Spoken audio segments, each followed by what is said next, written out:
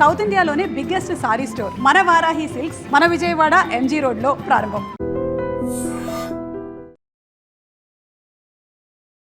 Russia అధ్యక్షుడు Vladimir Putin 2 రోజుల పర్యటన కోసం భారతదేశానికి వచ్చారు, వెళ్ళిపోయారు. బోల్డ్ అన్ని మీటింగ్స్ అయ్యాయి, ఆ తర్వాత ఒప్పందాలుంటాయి, వరుసగా వాటన్నిటికి సంబంధించినటువంటి వివరాలు బయటికి వస్తాయి అనుకున్నప్పుడు బోల్డ్ అన్ని ఒప్పందాలు కుదుర్చుకుంటారు. అణు ఆయుధాల దగ్గర నుంచి అక్కడ ఉన్నటువంటి రక్షణ వ్యవస్థ ప్రతి దాని మీద చర్చలు ఉంటాయి అనుకున్నప్పుడు ఒక రెలోస్ ఒప్పందం అనేది మాత్రం బయటకు కనిపిస్తోంది. అది కూడా ఏంటి, ఇప్పటిది కాదు. బేసిక్లీ చాలా మటుకు నేషనల్ అండ్ మన దగ్గర ఉన్న లోకల్ ఛానల్ కూడా బ్రేకింగ్ న్యూస్లో ఏం పెట్టారంటే ఆ ఒప్పందం S-400 joint production facility Su-57 మిగతా అది ఇది అని చెప్పారు. నేను ఆ టైంలో చెప్పాను ఇది ఏం జరగదు ఇప్పుడు, ఎందుకంటే యుక్రెయిన్ వార్ ఎండ్ అయ్యేదాకా రష్యాతోని మన ఏ ఒప్పందం గురించి మాట్లాడము, ఎందుకంటే it is not correct. Russian parliament gave an approval. So ఈ రెలోస్ అగ్రిమెంటు మిగతాన్ని పక్కన పెట్టచ్చు మనం, ఎందుకంటే ఆల్ హావ్ బీన్ డిస్కస్డ్. బయటికి ఏం చెప్పరు ఇప్పుడు.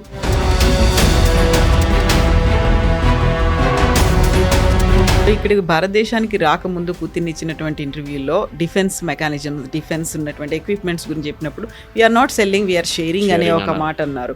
ఆ తర్వాత ఇక్కడ నుంచి వెళ్ళిన తర్వాత వినిపించినటువంటి వార్తలు ఏంటంటే రష్యాలో ఉన్నటువంటి చలికి భారతదేశం వెచ్చదనాన్ని ఇవ్వబోతోంది. How come it is possible? అసలు ఈ 2 వెదర్ కండిషన్స్ కోసం దానికి సంబంధించి ఒప్పందం ఏంటి? రష్యాలో నేను చెప్పాను చూడండి, నార్దర్న్ రష్యా మొత్తం be frozen for 6 to 8 months in year. అది మొత్తం ఫ్రీజ్ అయిపోతుంది ఆర్టిక్ సర్కిల్ దగ్గర. అక్కడ ఏం చేయలేరు. ఇప్పుడు ఎట్లయిందంటే యూరోప్ మనకన్నా ఎక్కువ గ్యాస్ తీసుకుంటున్నారు, చైనా మనకన్నా ఎక్కువ ఆయిల్ కొనుక్కుంటారు, కానీ మన మీద టారిఫ్లు పెట్టారు. అది ప్రెసిడెంట్ ట్రంప్కి తెలిసిపోయింది. That it is a big mistake. ఏమంటున్నారంటే సౌదీ అరేబియా దగ్గర మీ ఆయిల్ ప్రొడక్షన్ పెంచండి, తీసుకెళ్తే ఇది $50 పడిపోతుంది పర్ బ్యారెల్. రష్యా ఏమో 40కి అమ్ముతున్నారు. So Russia will not be able to cell.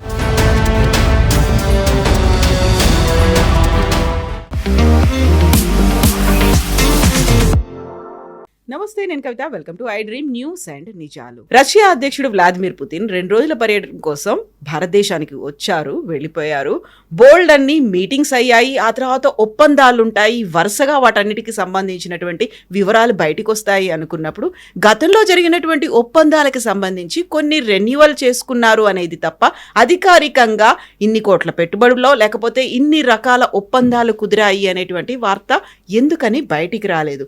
యాక్చువల్గా పుతిన్ వచ్చి మీటింగ్ల తర్వాత ఏం చర్చించుకున్నారు, అవుట్కమ్ అనేది ఎందుకని బయటికి రాలేదు? మనతో పాటుగా ఉన్నారు సీనియర్ జర్నలిస్ట్ సురేష్ కొచ్చదిల్ గారు. సార్ నమస్తే. సో బోల్డ్ అన్ని ఒప్పందాలు కుదుర్చుకుంటారు, అణు ఆయుధాల దగ్గర నుంచి అక్కడ ఉన్నటువంటి రక్షణ వ్యవస్థ ప్రతి దాని మీద చర్చలు ఉంటాయి అనుకున్నప్పుడు ఒక రెలోస్ ఒప్పందం అనేది మాత్రం బయటకు కనిపిస్తోంది. అది కూడా ఏంటి, ఇప్పటిది కాదు, ఎప్పుడో జరిగింది. బట్ దానికి రెన్యువల్స్ అనేవి ఉన్నాయని ఆల్మోస్ట్ 2011లోనే రెలోస్ గురించి మాట్లాడుకున్నారు. బట్ దాని గురించి ఇప్పుడెందుకు మాట్లాడుకున్నారు 15 ఏళ్ల తర్వాత? బేసిక్లీ పుటిన్ వచ్చినప్పుడే మీకు గుర్తుంటుంది, మనం డిబేట్ చేసాం దానికన్నా ముందు. ఆయన వచ్చే ముందు ఏం జరుగుతుందని. ఇక్కడ చాలా మటుకు నేషనల్ అండ్ మన దగ్గర ఉన్న లోకల్ ఛానల్ కూడా బ్రేకింగ్ న్యూస్లో ఏం పెట్టారంటే ఆ ఒప్పందం S-400 joint production facility Su-57 మిగతా అది ఇది అని చెప్పారు. నేను ఆ టైంలో చెప్పాను ఇది ఏం జరగదు ఇప్పుడు, ఎందుకంటే యుక్రెయిన్ వార్ ఎండ్ అయ్యేదాకా రష్యాతోని మన ఏ ఒప్పందం గురించి మాట్లాడము, ఎందుకంటే ఇట్ ఈస్ నాట్ కరెక్ట్. ఈ పరిస్థితుల్లో వాళ్ళు కూడా చేయరు, మనం కూడా చేయము. అది ఆల్రెడీ మన మీద ఆయిల్ ఉన్న దానికి బ్యాన్ పెట్టారు, దానికి మన మీద టారిఫ్లు పెట్టారు, రష్యా దగ్గర నుంచి క్రూడ్ ఆయిల్ కొనుక్కుంటున్నాను. కానీ మీరు అడిగిన ప్రశ్నకి ఇప్పుడు జరిగిన ఆ రెలాస్ అగ్రిమెంట్ని ఇప్పుడు తీసుకొచ్చారు, ఎందుకంటే అది మన యాక్చువల్లీ ఈ లాస్ట్ ఇయర్లో ఇంకోసారి సంతకం పెట్టాము. అది అంటే నాట్ లాస్ట్ ఇయర్, ఈ ఫిబ్రవరిలో పెట్టాము, సంతకం పెట్టాము ఫిబ్రవరి 2025లో. అది కొత్త చట్టం, అది కొత్త రూల్ తీసుకొచ్చారు ఒకటి. దాన్ని మన పార్లమెంట్ నుంచి వాళ్ళ వైపు నుంచి దాన్ని పాస్ చేయాల్సి వస్తుంది. మన దగ్గర గవర్నమెంట్ అప్రూవల్ కూడా సరిపోతుంది, పార్లమెంట్ వెళ్ళక్కర్లే. కానీ రష్యా వైపు నుంచి it should be pass by the parliament, Duma అంటారు వాళ్ళు. అప్పుడు చాలా నుంచి డూమా పాస్ చేయలేదు. ఫిబ్రవరిలో చేసిన డూమా రెజల్యూషన్ని ఇప్పుడు మన పుటిన్ గారు వస్తున్న ఒకరోజు ముందు Russian parliament gave an approval. So ఈ రెలోస్ అగ్రిమెంటు మిగతాన్ని పక్కన పెట్టచ్చు మనం, ఎందుకంటే ఆల్ హావ్ బీన్ డిస్కస్డ్. బయటికి ఏం చెప్పరు ఇప్పుడు. అక్కడిక్కడ కొన్ని MOUలు సైన్ చేశారని. కానీ రెలోస్ అనే అగ్రిమెంట్ చాలా ఇంపార్టెంట్ మనకి, ఎందుకంటే ఇది ఈ పర్టికులర్ ఒక ఒక లా అని చెప్పొచ్చో, లేకుంటే ఒక రూల్ అని చెప్పొచ్చా, లేకుంటే ఒక పొజిషన్ అని చెప్పొచ్చు. మన దగ్గర ఒక న్యాచురల్ డిజాస్టర్ జరుగుతాయి రేపు, అన్ఫార్చునేట్ జరగకూడదు, కానీ భూకంపం వచ్చింది అనుకోండి, లేకుంటే వరదలు వచ్చింది అనుకోండి, రష్యా మనని వచ్చి హెల్ప్ చేస్తారు. అది చూసుంటాం చాలా మటుకు భూకంపం జరిగిన ఏరియాస్లో. టర్కీ ఉండొచ్చు, ఒకసారి పాకిస్తాన్ ఉండొచ్చు, నేపాల్లో జరిగిన భూకంపం. ఇంటర్నేషనల్ టీమ్స్ వస్తారు, వాళ్ళు వాళ్ళ డాగ్స్తో సహా రెస్క్యూ ఎక్స్పర్ట్స్ ఉంటారు వాళ్ళు. మనం కూడా ఎన్డీఆర్ఎఫ్ వాళ్ళని ఇప్పుడు శ్రీలంకకి పంపించాం, ఎందుకంటే they are experts in that rescue, search and రెస్క్యూలో. రష్యా కూడా మనల్ని ఇట్లా హెల్ప్ చేయబోతున్నారు, హెల్ప్ చేస్తారు. వాళ్ళ హెలికాప్టర్స్ పంపిస్తారు. ఆ టైంలో మనకు కూడా టెన్షన్లో ఉంటాం. మనం ఎక్కువ హెలికాప్టర్స్ని డిప్లాయ్ చేయలేకపోతాము, మన దగ్గర స్ట్రెచ్ అయిపోతాం రిసోర్సెస్ కంప్లీట్గా. సో వీళ్ళేమంటున్నా అంటే మేము పంపిస్తాము, మేము వచ్చి మిమ్మల్ని హెల్ప్ చేస్తామని. అదొక diplomatic part of the answer, కానీ యాక్చువల్ అది కాదు. దానికన్నా పెద్ద ఇదేంటంటే రష్యా భారతదేశానికి వాళ్ళ షిప్స్ కానీ ఎయిర్క్రాఫ్ట్ కానీ మిలిటరీ పర్సనల్లీ పంపించచ్చు. అది ఎట్లా అంటే వాళ్ళ వైపు నుంచి వచ్చినప్పుడు ఒక ఎయిర్క్రాఫ్ట్ క్యారియర్ అక్కర్లేదండి, ఫ్రిగేట్ తీసుకుందాం, నార్మల్ వార్షిప్స్. ఆ వార్షిప్కి చిన్నగా ఇంజిన్ ప్రాబ్లం వచ్చింది, వాళ్ళు ఇండియన్ ఓషన్లో తిరుగుతున్నప్పుడు చాలా ప్రాబ్లం వచ్చింది. వాళ్ళు టెక్నికలీ ఏం చేస్తారు, అది మళ్ళీ రష్యా దాకా తీసుకెళ్ళాలి. వ్లాడివోస్టాక్ అటువైపు వెళ్ళి అట్లా తీసుకోవాల్సి వస్తుంది, చాలా డిస్టెన్స్. అప్పుడు దాకా ఈ ఇంజిన్ పనిచేస్తుందో లేదో అది కూడా తెలియదు. ఇప్పుడు దీని ప్రకారం మనం సైన్ చేసిన అగ్రిమెంట్ ప్రకారం వాళ్ళు దాన్ని మన పోర్టుకి తీసుకురావచ్చు. అది కొచ్చిన్ ఉండొచ్చు, షిప్ యార్డ్ ఉండొచ్చు, మ్యాజగాన్ డాక్ ఉండొచ్చు, విశాఖపట్నం షిప్ యార్డ్ ఉండొచ్చు, లేకుంటే ఏదైనా మన దగ్గర ఉన్న షిప్ యార్డ్ రిపేరింగ్ ఫెసిలిటీకి తీసుకురావచ్చు.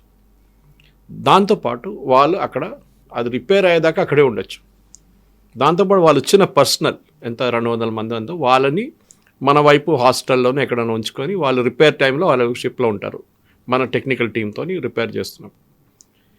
ఇది అమెరికాకి నచ్చదు, ఎందుకంటే రష్యాకి ఇప్పుడు దాకా ఇండియన్ ఓషన్లకు పట్టలేకుండే. వాళ్ళు మెయిన్లీ వాళ్ళు రష్యా వైపే తిరుగుతుంటారు షిప్స్, వాళ్ళు ఇక్కడ రాలేకపోతున్నారు. రష్యా రావడం దానికి ఏం అపోజిషన్ లేదు, కానీ ప్రాబ్లం ఏంటంటే వాళ్ళకి సర్వీసింగ్ లేదు. వాళ్ళకి ఫ్యూయల్ ఎక్కడ రీఫిల్ చేస్తారు, షిప్స్కి కాన్స్టెంట్గా ఫ్యూయల్ కావాల్సి వస్తుంది కదా, మళ్ళీ దాన్ని కూడా రష్యా నుంచి పెద్ద ట్యాంకర్లు తెచ్చుకొని ఇక్కడ ఫిల్ చేయడం అంటే దట్ ఈస్ నాట్ పాసిబుల్. దీనికన్నా ముందు బహ్రెయిన్తో ఒక అగ్రిమెంట్ ఉండే వాళ్ళకి, కానీ దాని తర్వాత యుఎస్ బహ్రెయిన్ మీద ప్రెషర్ పెట్టిన తర్వాత బహ్రెయిన్ దాని నుంచి బ్యాక్అవుట్ అయ్యారు, రష్యాకి ఎక్కడ వెళ్ళలేకపోతున్నారు. కానీ అదే టైంలో మన ఇండియన్ ఓషన్ రీజన్ అనేది ఇప్పుడు చాలా ఒక హాట్స్పాట్గా మారిపోయింది. కవిత గారు మీకు తెలిసి ఉంటుంది, అది ఒకటి ఆయిల్ రూట్. ఇది వరల్డ్లో 55 నుంచి 60% ఆయిల్ ట్రావెల్ చేస్తుంది ఈ రూట్ నుంచి. రోజుకి ఎన్నో షిప్స్ ట్రావెల్ చేస్తారు ఆయిల్ తీసుకొని. అది కాకుండా మినరల్స్, ఆఫ్రికా నుంచి వచ్చే మినరల్స్ తీసుకెళ్లే రూట్ ఇది కూడా. దీని తర్వాత ఇండియన్ ఓషన్ క్రాస్ చేయగానే మన ఆల్మోస్ట్ మయన్మార్ వైపు నుంచి it becomes Malacca Strides. Again very prominent, చాలా చాలా హాట్ ఇంటర్నేషనల్ టాపిక్ అది మలాకా స్ట్రైట్స్. దాంట్లో చైనా, యుఎస్, ఫిలిప్పీన్స్, ఇండోనేషియా వీళ్ళందరి ఇంట్రెస్ట్ దాంట్లో ఉంది. సో వీళ్ళందరికీ వాళ్ళకి ఆ మలాకా స్ట్రైట్స్ డామినేట్ చేయాలని ఉంది. ఇప్పుడు చూస్తుంటారు మీరు ఫిలిప్పీన్స్ మీద వెళ్ళి వీళ్ళు చైనీస్ వాళ్ళకు బోట్ కొట్టేశారు, వాళ్ళ బోట్ డ్యామేజ్ అయింది వాళ్ళ వైపు నుంచి. రెగ్యులర్గా China wants to dominate South China Sea and Malacca Straits, కానీ యూఎస్కి ఏమో వీళ్ళు ఉండకూడదు అక్కడ. సో యూఎస్ ఏం చేస్తున్నారు, వాళ్ళ షిప్లు కూడా తిప్పుతున్నారు అది రీజన్లోనే, రైట్ ఫ్రమ్ సింగపూర్ నుంచి ఇక్కడ సౌదీ అరేబియా దాకా, బహ్రెయిన్ దాకా తీసుకెళ్తారు, మళ్ళీ వస్తారు, మళ్ళీ తిరుగుతున్నారు, కొలంబోకి వెళ్తారు. దే కీప్ పెట్రోలింగ్ అన్నమాట. అదే టైంలో ఇండియా కూడా, మన ఇండియన్ నేవీ షిప్స్ ఏం చేస్తున్నాయంటే, మన హూతీల ప్రాబ్లం వచ్చినప్పుడు, దానికన్నా ముందు సొమాలీ పైరేట్స్ ప్రాబ్లం వచ్చినప్పుడు మనం పెట్రోల్స్ మొదలుపెట్టాం. మన వార్షిప్స్ని ఇండియన్ ఓషన్ రీజన్ నుంచి టువర్డ్స్ గల్ఫ్, ఒమాన్ వైపు వెళ్ళి ఒక పెట్రోలింగ్ చేస్తుంటారు వాళ్ళు రెగ్యులర్గా. ఏదైనా ప్రాబ్లం వస్తే ఇమీడియట్ SOS వస్తే రియాక్ట్ అవుతారు, హెలికాప్టర్స్ ఉంటుంది అన్నట్టు. ఇప్పుడు దీంట్లో రష్యా కూడా వచ్చేసారు. యూఎస్కి టెన్షన్, ఇప్పుడు రష్యా వచ్చేస్తుంది. ఇంకా రష్యా రెండు వైపు నుంచి చూస్తారు, మెయిన్లీ యూఎస్ వైపు. వాళ్ళు చైనాతో వాళ్ళకి ఎక్కువ ప్రాబ్లం లేదు. ఇప్పుడు యూఎస్ ఏం చేస్తున్నారు ఇండియన్ ఓషన్ రీజన్లో, వాళ్ళ షిప్స్ని తీసుకొచ్చి ఎక్కడ తిరుగుతున్నారు, ఎయిర్క్రాఫ్ట్ క్యారియర్ తీసుకొచ్చారా. సో మనం కూడా ఏం చేస్తున్నాం, మన వైపు నుంచి కూడా మనం ఎక్స్పాన్షన్ చేస్తున్నాం. మన ప్రేక్షకులకు తెలిసి ఉండొచ్చు, చైనా ఏం చేశారంటే శ్రీలంకలో ఒక పోర్ట్ ఉంది, హంబంబోటా అని. ఆ పోర్ట్ వాళ్ళే కట్టి చాలా మటుకు డబ్బులు పెద్ద బిల్ వేసి శ్రీలంకన్ గవర్నమెంట్కి ఇస్తే, వాళ్ళు కొన్ని సంవత్సరాల తర్వాత మా డబ్బులు లేవు కట్టడానికి అని చెప్తే, ఆ పోర్ట్ మేము తీసుకుంటాం అని చెప్పి 99 ఇయర్స్లో తీసుకున్నారు. అక్కడ చైనీస్ నేవీ షిప్స్ని పెట్టుకుంటున్నారు. సో ఎఫెక్టివ్లీ అక్కడ కూర్చొని వాళ్ళు యూఎస్ ఏం చేస్తున్నారని చూస్తున్నారు అక్కడి నుంచి. రెగ్యులర్ అంటే apart from that Indian ships. ఇదొక వైపు ఉంటే, మన వైపు అండమాన్ అండ్ నికోబార్ ఐలాండ్స్లో మనం ఒక కొత్త ప్రాజెక్ట్ పెట్టిపోతున్నాం. మీకు గుర్తుంది, గ్రేట్ నికోబార్ ప్రాజెక్ట్. దాంట్లో మనకు ట్రాన్స్షిప్మెంట్ పెడుతున్నా అంటే పెద్ద పెద్ద కంటైనర్ షిప్స్ వచ్చి అక్కడ అన్లోడ్ చేసి వెళ్ళిపోతారు సింగపూర్ వైపు, లేకుంటే క్లాంగ్ అని చెప్పి మలేషియాలో ఉంది పెద్ద అక్కడికి వెళ్ళిపోతారు. సో మనం ఏం చేస్తుంటే ఆ ఐలాండ్ నుంచి అక్కడి నుంచి గ్రేట్ నికోబార్ నుంచి దాన్ని విశాఖపట్నం వైపు, చెన్నై వైపు, లేకుంటే కొచ్చిన్ వైపు తీసుకెళ్ళి అక్కడి నుంచి ఇంటర్నల్గా మన కంటైనర్స్ పంపించుకుంటాం. ఇది ఒక పెద్ద ప్లాన్ మన దగ్గర ఉండి 78,000 కోట్ల ప్రాజెక్ట్. ఇది టైం పడుతుంది. ఆల్రెడీ మన దగ్గర అండమాన్ నికోబార్ ఐలాండ్స్లో బాజ్, ఐఎన్ఎస్ బాజ్ అని చెప్పి ఒక నేవల్ ఎయిర్ స్టేషన్ ఒకటి ఉంది. That is already operating. అది కాకుండా అక్కడ ఆబ్వియస్లీ మనం చెప్పట్లేదు, కానీ అక్కడ కూడా పెద్ద ఒక నేవల్ ఫెసిలిటీ రాబోతుంది దీంతో పాటు కార్ నికోబార్. దానికోసం సోనియా గాంధీ, రాహుల్ గాంధీ వీళ్ళందరూ వ్యతిరేకిస్తున్నారు దాన్ని.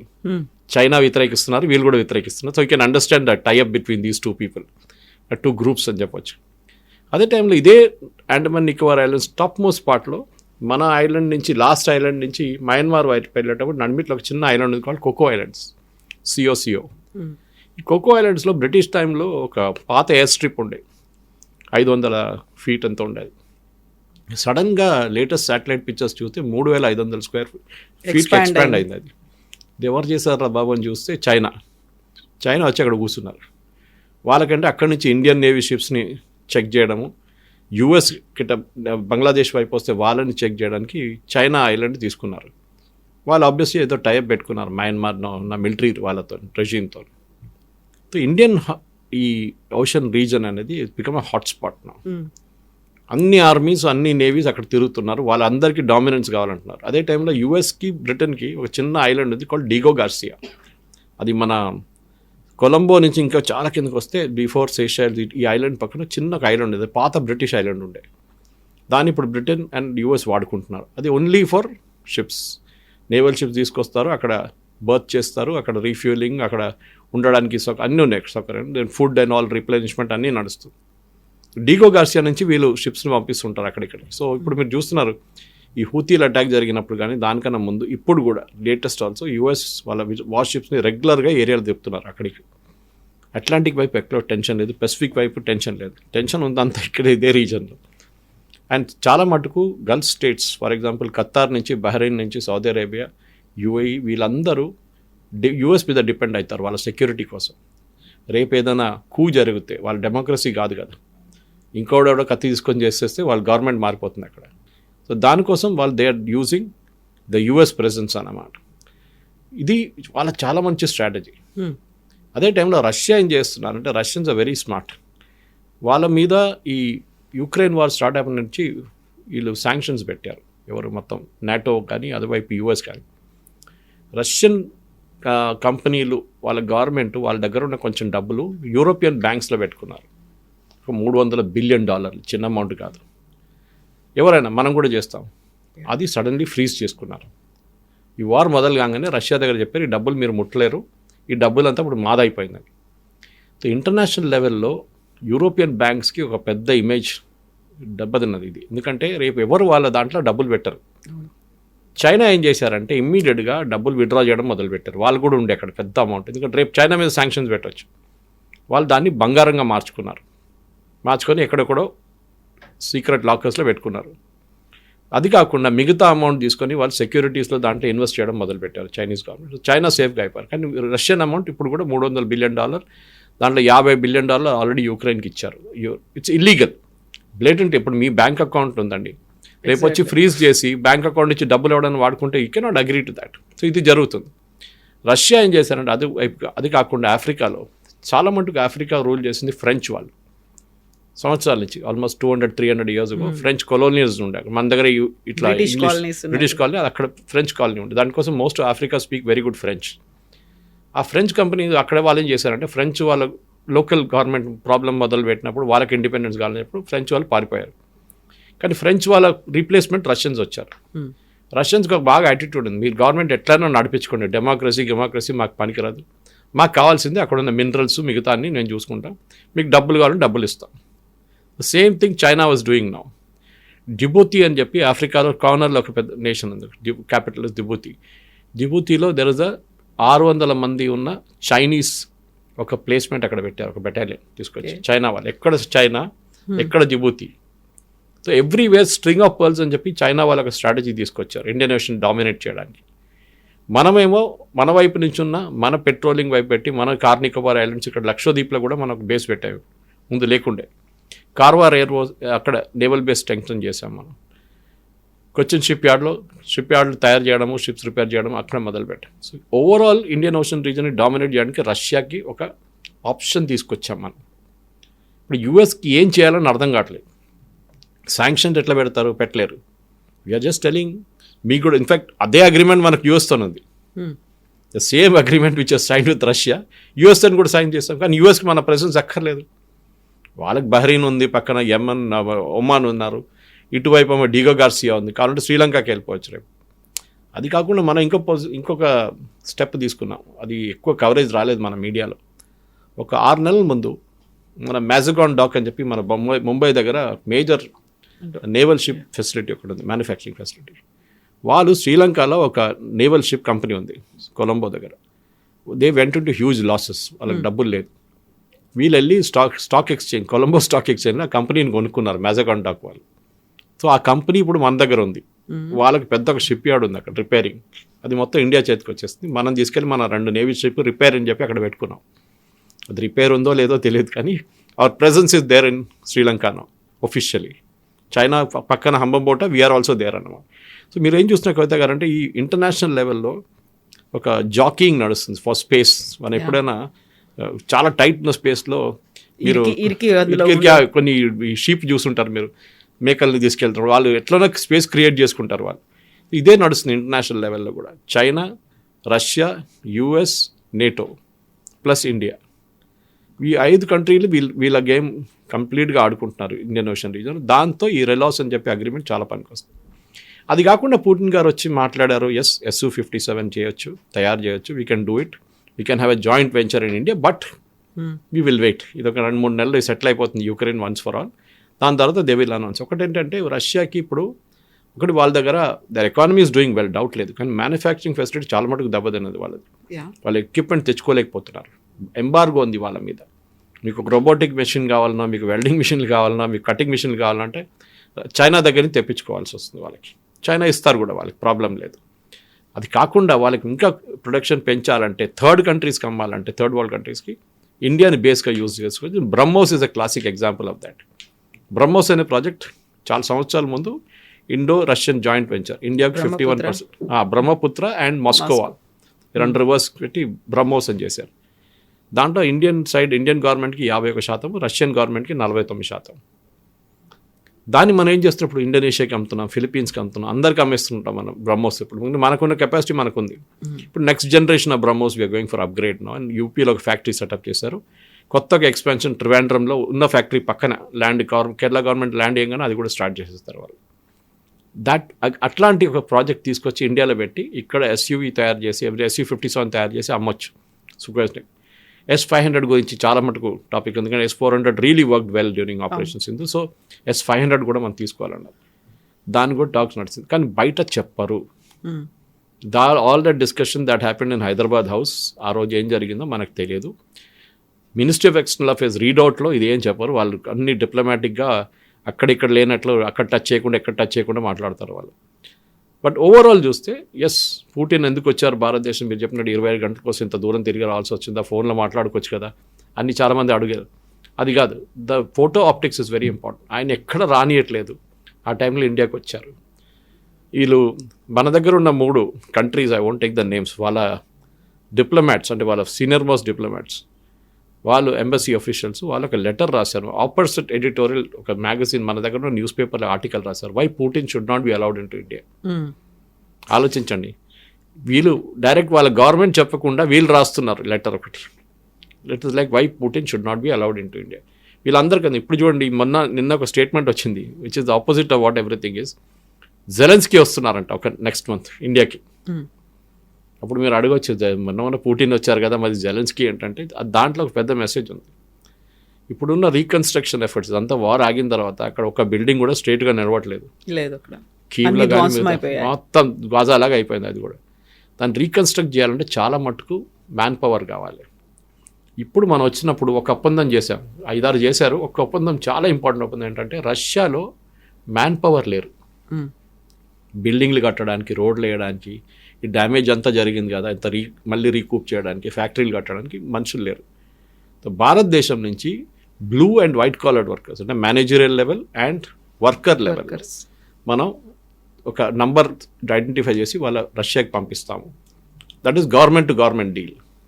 మనం ఇజ్రాయెల్తో చేయించుకున్నాం చూడండి, అదే ఇజ్రాయెల్ వైపు కూడా కన్స్ట్రక్షన్ చాలా బాగా నడుస్తుంది. చాలామంది ఇండియన్స్ని అక్కడ పంపించారు. So it will be not at the private level, government to government. Haryana government వాళ్ళ మనుషులు పంపించారు, పంజాబ్ వాళ్ళు పంపించారు, సౌత్ నుంచి కూడా ట్రై చేస్తున్నారు, కేరళ వైపు నుంచి కొంతమంది. అట్లనే గవర్నమెంట్ టు గవర్నమెంట్ డీల్ ఉంటుంది అది. సో రష్యాకు కూడా మనం మ్యాన్ పవర్ సప్లై చేయబోతున్నాం. ఒక టైంలో దుబాయ్ కన్స్ట్రక్షన్ నడిచినప్పుడు, ఆ గల్ఫ్ స్టేట్స్లో కన్స్ట్రక్షన్ నడిచినప్పుడు చాలా మంది కేరళ నుంచి చాలామంది వెళ్ళి పనిచేశారు అక్కడ. Now that construction phase is over అక్కడ. Now it's only question of growth వాళ్ళకి.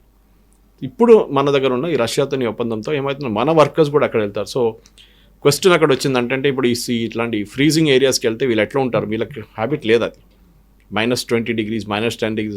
So Russia side we will create appropriate facilities వాళ్ళ కోసం. అది ఏదైనా టెక్నాలజీ వైజ్ వాళ్ళ వార్మ్ హౌసెస్ ఉండాలనో లేకుంటే క్లోదింగ్ ఉండాలి, అదంతా మేము అరేంజ్ చేస్తాం. కానీ మాకు వర్కర్స్ కావాలి. ఇట్లాంటి కొన్ని 5-6 ఒప్పందాలు జరిగిన అంత తర్వాత కానీ ఇంపార్టెంట్ అంతా పక్కన పెట్టారు, మాట్లాడుకున్నారు. మూమెంట్ యుక్రెయిన్ వార్ కాగానే ఇది అంతా బయటకు వస్తుంది. ఒకటి మనం మర్చిపోకూడదు, Russia is been a fair weather friend. అంటే ఎప్పుడు మనకు ప్రాబ్లం ఉన్నప్పుడు రష్యా మనతో ఉన్నారు. 71 వార్ కానివ్వండి, మిగతా వార్లు అన్నింటిలో కూడా రష్యా వాజ్ దేర్ విత్. దానికోసం యుక్రెయిన్ వార్ని భారతదేశం వాళ్ళ దగ్గర ఖండించలేదు. There is no place for war అని చెప్పారు మోదీ గారు. It should be a negotiation for peace. కానీ ఎప్పుడైనా యునైటెడ్ నేషన్స్ రెజల్యూషన్ ఏమైనా పాస్ అవడానికి వస్తే అగెయిన్స్ట్ రష్యా, భారతదేశం దాని నుంచి అబ్స్టైన్ చేస్తారు. We will not participate in the vote. అది చాలా ఇంపార్టెంట్.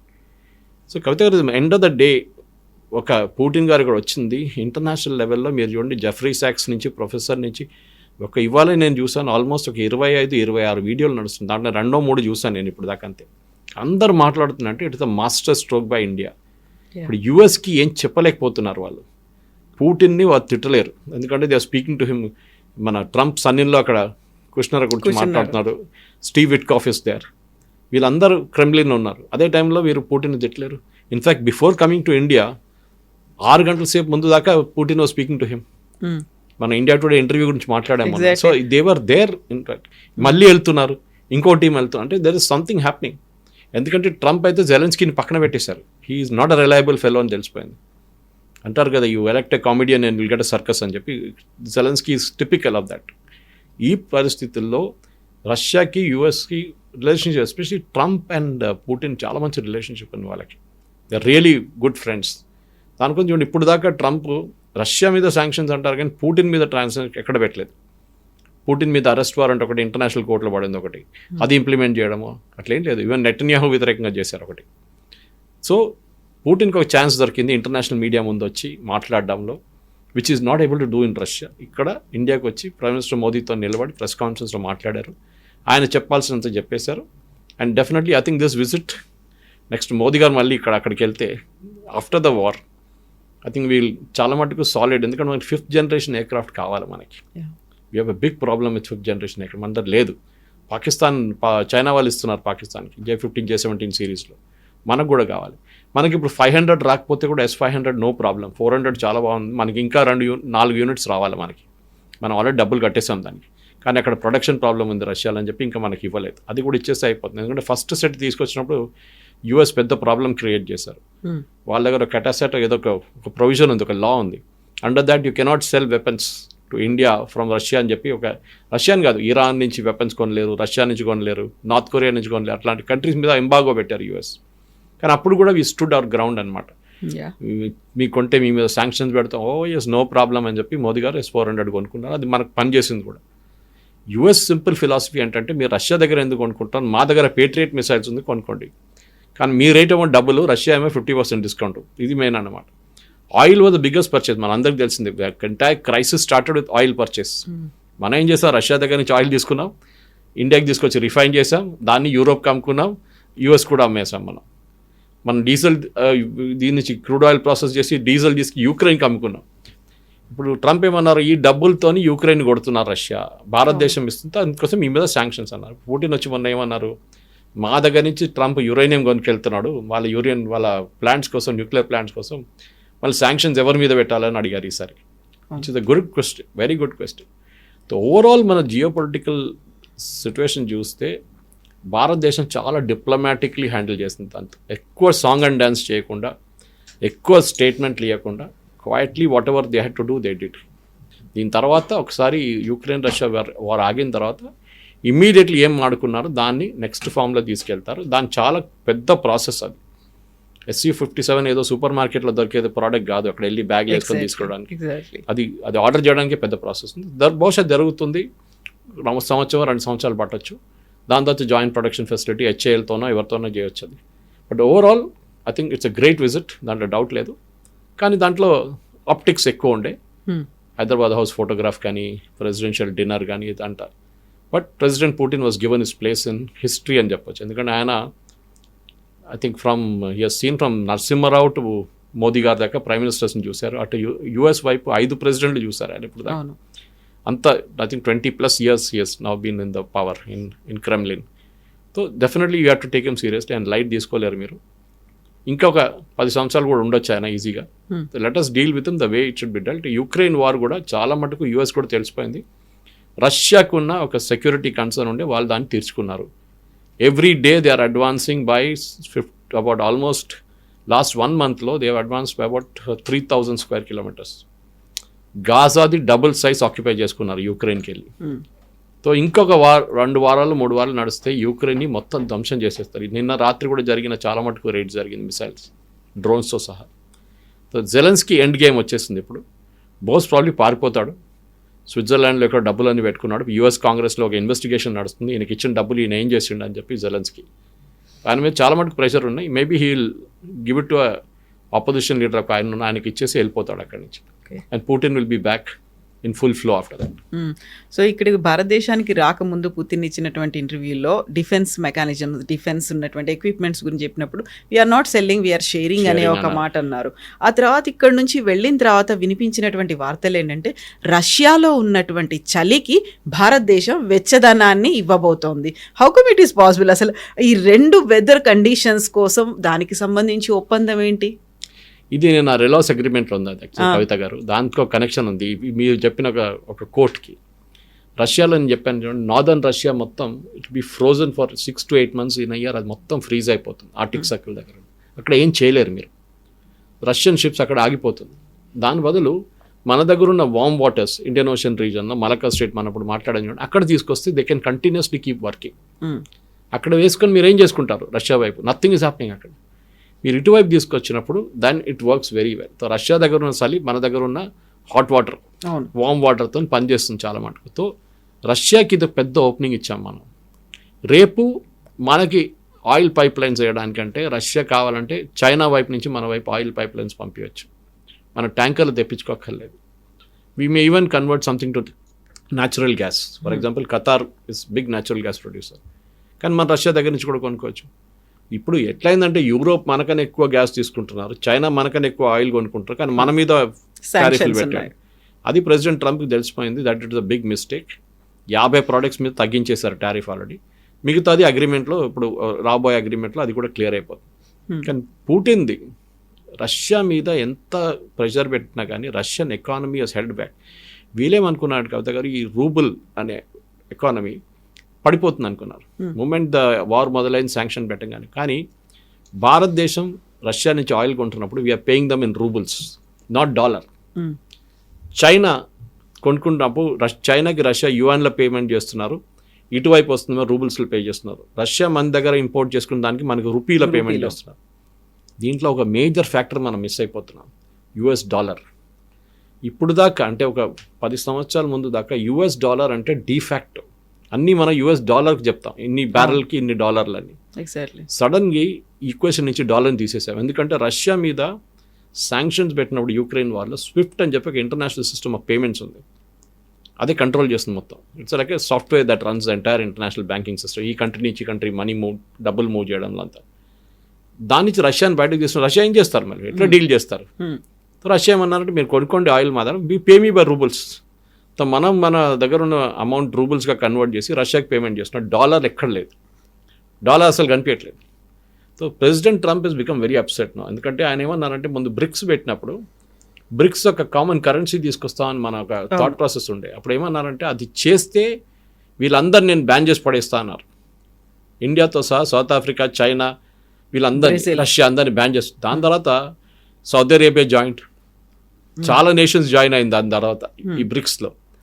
ఇప్పుడు బ్యాన్ చేస్తే సౌదీ అరేబియాని కూడా బ్యాన్ చేస్తారా మీరు? సో సౌదీ అరేబియా కూడా ఇప్పుడు కొంచెం అగ్రెసివ్ అయిపోతుంది. ఎందుకంటే వాళ్ళకేం తెలిసిందంటే రష్యన్ ఆయిల్ $40 వీళ్ళు భారతదేశానికి అమ్ముతున్నప్పుడు మా ఇదేమో 80 నుంచి నడుస్తుంది. ప్రెసిడెంట్ ట్రంప్ ఏమంటున్నారు, దాన్ని కూడా తగ్గించాలి, మీరు ఆయిల్ ప్రొడక్షన్ పెంచుకోండి అంటున్నారు. ఎప్పుడైనా ఎకనామిక్స్లో సప్లై అండ్ డిమాండ్లో సప్లై ఎక్కువైపోతే ప్రైస్ పడిపోతుంది. ఏమంటున్నారంటే సౌదీ అరేబియా దగ్గర మీ ఆయిల్ ప్రొడక్షన్ పెంచండి, తీసుకెళ్తే ఇది $50 పడిపోతుంది పర్ బ్యారెల్. రష్యా ఏమో 40కి అమ్ముతున్నారు. So Russia will not be able to cell. కానీ సౌదీ అరేబియా చేయడానికి రెడీ లేరు. ఎందుకంటే వాళ్ళకి బేసిక్ ప్రొడక్షన్ కాస్ట్ ఉంటుంది. ఆ ప్రొడక్షన్ కాస్ట్ తర్వాతే వాళ్ళకి ప్రాఫిట్ వస్తుంది. వాళ్ళంటే మేము చేయమంటున్నారు. అక్కడ ఒక ఫ్రిక్షన్ వచ్చేస్తుంది వాళ్ళ నడిమిట్లో, ఇద్దరు నడిమిట్లో, US and Russia, Saudi Arabia నడిమిట్లో. సో అట్లా అన్నిట్లో చూస్తే రష్యాని ఎట్లనో కౌంటర్ చేయాలని చూస్తున్నా, కానీ అన్నింటిలో రష్యా బయటపడుతున్నారు. రష్యన్ జీడిపి చూడండి, ఇట్స్ పర్ఫార్మింగ్ వెరీ వెల్. వీళ్ళందరూ ఏమనుకున్నారో రష్యన్ జీడిపి మొత్తం పోతుంది, సత్యనాశ అయిపోతారని. కానీ రష్యన్ జీడిపి మీరు Italian, German, French and UK ఈ 4 జీడిపిలు యాడ్ చేస్తే దానికన్నా ఎక్కువ రష్యన్ జీడిపి ఉంది. అది that is showing the ultimate result అనమాట. హౌ రష్యా అని మనం ఏమనుకున్నాం, రష్యన్ ఎకానమీ పడిపోతుంది, రష్యన్ జీడిపి పడిపోతుంది, రూబుల్ కంప్లీట్గా వర్త్లెస్ పేపర్ అయిపోతారు అని. ఏం జరగలేదు. Everywhere Russia held back. Russia economy ఇంకా మంచి పర్ఫామ్ చేస్తున్నారు ఇప్పుడు. అంటే వాళ్ళు ఎక్కడో అమ్ముకుంటున్నారు ఆయిల్, ఎందుకంటే వాళ్ళ main source of revenue oil. యూరోప్కి అమ్ముతున్నారు గ్యాస్, ఇండియాకి అమ్ముతున్నారు ఆయిల్, యూఎస్కి అమ్ముతున్నారు యురేనియం. ఇట్లా చాలా మటుకు ప్రోడక్ట్స్ వాళ్ళు అమ్ముకుంటున్నారు. వాళ్ళు ఇప్పుడు ఏం చెప్పారంటే మొన్న పెట్టిన ఒప్పందంలో ఇంకొక మేజర్ అగ్రిమెంట్ ఏముందంటే మీ దగ్గర నుంచి మేము స్ట్రింప్స్ కొంటా అన్నారు. అది యుఎస్కి పడిపోయింది శాంక్షన్స్ అయిన తర్వాత. సో దానికోసం యుఎస్ శాంక్షన్లు పడిపోయిన స్ట్రింప్స్ మేము కొనుక్కుంటాం. అంత పెద్ద మార్కెట్ కాదు Russia, but still it's very important thing. రెండవది మీ దగ్గర నుంచి వెజిటబుల్ అండ్ ఫ్రూట్స్ మేము కొంటాం. అగైన్ దట్ ద మిట్ యూఎస్ నుంచి అక్కడ మనకి హిట్ అయింది. సో రష్యా ఏం చెప్తున్నారంటే మా దగ్గర నుంచి ఆయిల్ కొనుక్కున్నారని చెప్పి మిమ్మల్ని పనిష్మెంట్ ఇచ్చారు కదా, మిమ్మల్ని కాపాడుకోవాల్సింది మేమే కదా దానికోసం. సో మేము మిమ్మల్ని హెల్ప్ చేస్తాం, mutual benefit. Okay, your enemies my friend అని చెప్పి ఉల్టా కూడా పనికిర వస్తుంది అన్నమాట అది. So that is what Russia is doing. మా భారతదేశం నుంచి మనం ఎక్స్పోర్ట్స్ పెంచుకుందాం, మనం definitely we will help India out అని చెప్పి చెప్తున్నారు.